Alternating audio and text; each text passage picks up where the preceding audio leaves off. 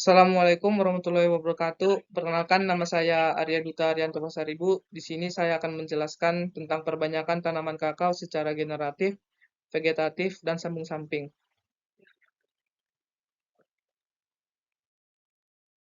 Perbanyakan generatif. Perbanyakan tanaman kakao secara generatif sebagian besar menggunakan benih hibrida atau F1 yang lebih murah dan mudah untuk dilakukan. Keunggulan dari perbanyakan ini adalah menghasilkan perakaran tanaman yang lebih kuat dan memiliki umur produktif yang sama dan memiliki keragaman genetik yang lebih banyak.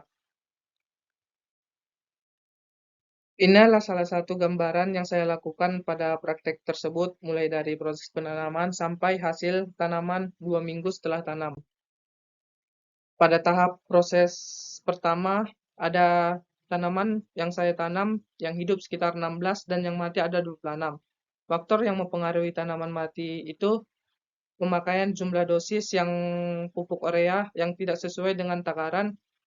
Yang kedua itu pada proses pemupukan itu kami lakukan pada siang hari bisa saja mempengaruhi proses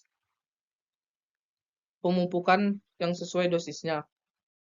Yang ketiga ini adalah pembinaan tanaman kakao tahap kedua.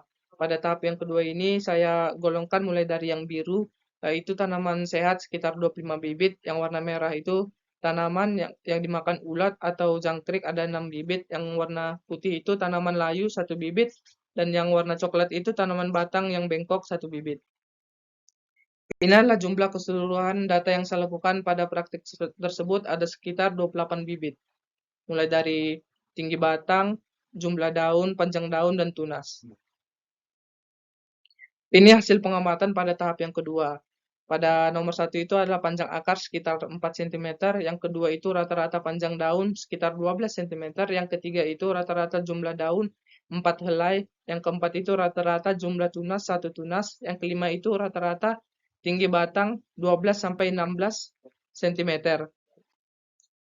Faktor kematian bibit kakao. Ada beberapa faktor kematian pada bibit tanaman kakao karena terserang hama seperti hama jangkrik dan ulat pemakan daun, kekurangan unsur hara dan gulma yang ada di sekitaran polybag yang mempengaruhi pertumbuhan dan perkembangan tanaman tersebut.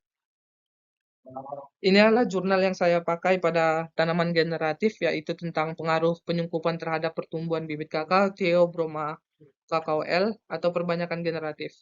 Kematian bibit tanpa perlakuan menyungkup disebabkan karena flash. Flash itu yang arti itu adalah penyiraman.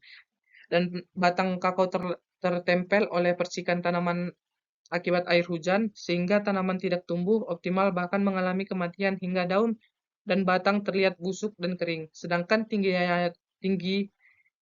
tingginya daya tumbuh bibit yang pada perlakuan penyungkupan diakibatkan tidak terkontaminasinya bibit dari air hujan yang kelembapannya cenderung lebih stabil dibandingkan tanpa penyungkupan. Jadi, kenapa tingginya tanaman yang disungkup diduga karena toksin yang mempengaruhi pemanjangan sel bekerja lebih aktif daripada tanpa penyungkupan atau tanpa disungkup. Yang kedua itu perbanyakan secara vegetatif. Perbanyakan tanaman secara vegetatif akan menghasilkan populasi tanaman yang homogen dalam sifat-sifat genetiknya.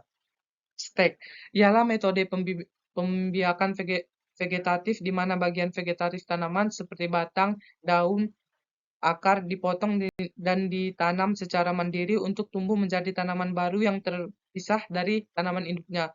Teknik stek umumnya dilakukan dengan cara memotong bagian vegetatif yang sehat dan matang dari tanaman induk, kemudian menanamnya dalam media tanah yang sesuai. Inilah praktek yang saya lakukan pada gambar yang sebelah kiri adalah tanaman yang mati dan sebelah kanan itu adalah tanaman yang hidup. Ini adalah jumlah data yang saya lakukan pada tanaman vegetatif. Pada tahap vegetatif ini ada jumlah tanaman yang hidup yaitu 34, yang mati ada 6. Dan pada data tersebut kita bisa lihat pada angka nomor 5 dan angka nomor 21 itu adalah jumlah daun yang tumbuh ada sekitar 4 dan 3.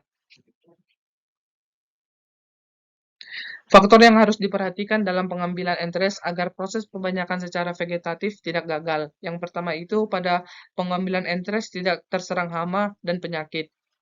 Yang kedua itu pada pengambilan entres tidak terlalu muda dan tidak terlalu tua. Yang ketiga itu pada saat pemotongan entres dilakukan sekali pemotongan saja.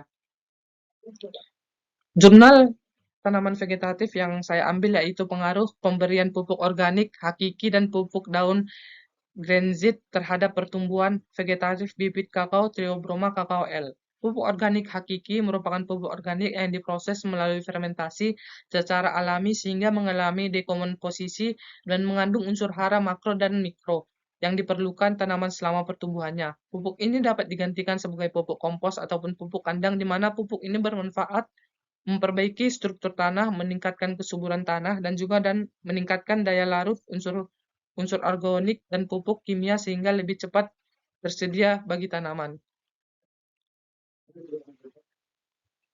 Perbanyakan tanaman kakao secara sambung-samping. Sambung-samping merupakan teknik untuk memperbaiki bahan tanam kakao yang dilakukan dengan cara menyisipkan batang atas atau entres yang berasal dari klon-klon unggul ke batang bawah.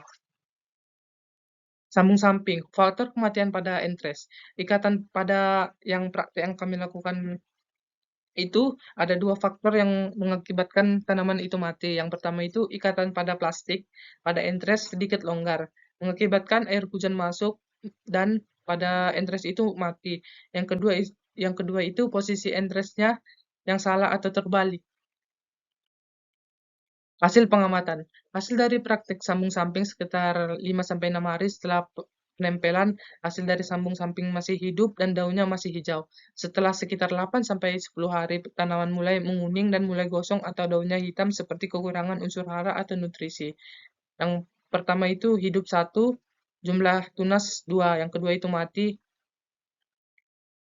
Jurnal yang saya ambil yaitu tentang yang berjudul Penggunaan Metode Sambung Samping pada Perbanyakan Klon Kakao Theobroma Kakao L sebagai Sumber Bahan Tanam. Sebelum melakukan sambung samping tanaman kakao yang akan diperuntukkan untuk batang bawah, diberikan pupuk urea dengan dosis 250-500 gram per pohon. Tujuannya untuk mendapatkan batang pohon yang sehat sewaktu sambung samping.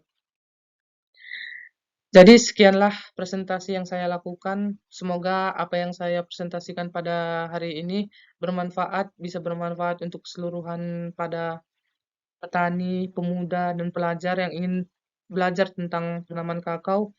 Sekian dan terima kasih. Assalamualaikum warahmatullahi wabarakatuh.